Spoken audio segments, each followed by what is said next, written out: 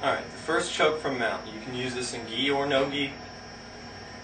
Mike's going to reach up too far, and when he does, I'm going to reach just like this, allowing his arm to pass over my opposite shoulder.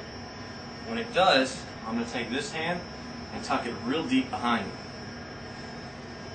I'm going to grab just like the rear naked choke, grab the bicep, and I'm going to grab my forehead. When you're starting this, a lot of people feel that they need to grab their head or grab their arm or something like that.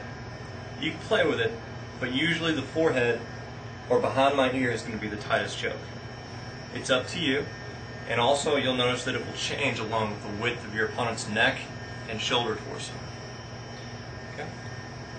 Once I do this, I'm going to bring my left knee out just far enough to secure some space. Okay? Instead of squeezing tight on his body like I should to control his hips, I'm going to lock this and I'm going to bring it out. It's going to give me space to bring my other leg over, politely dropping beside it. I'm going to sprawl my knees. I'm going to bring the opposite leg through.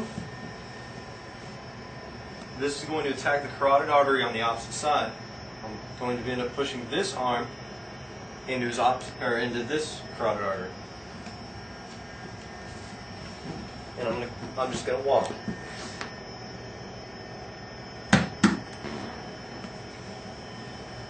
When starting the arm triangle, a lot of people are going to feel like the lock isn't working. Take your time. You have your opponent's arm and neck fully secured. They don't have a whole lot of offense against you. Take your time for the lock. I have it locked up. From here I can start squeezing a little bit, test it out.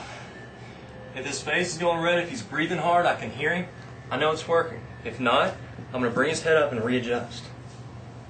I'm not going to dismount until I have it locked.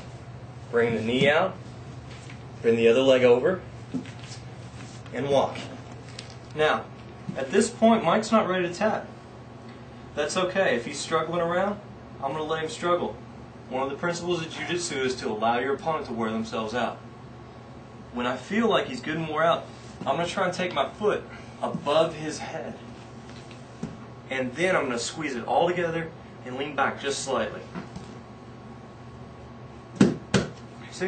If you'll notice, the tap didn't come instantly. Mike's willing to wait a minute. Allow your opponent to wait, and the submission will work.